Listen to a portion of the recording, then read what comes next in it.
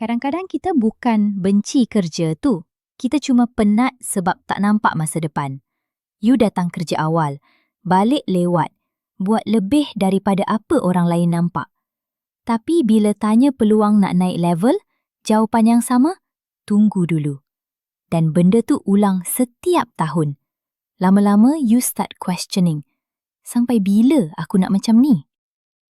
Kalau deep down you tahu diri you boleh pergi jauh, boleh jadi lebih baik, boleh perform lebih tinggi, tapi environment sekarang tak pernah bagi ruang untuk you berkembang, itu tandanya you perlu explore sesuatu yang bagi ruang untuk potensi you terbuka.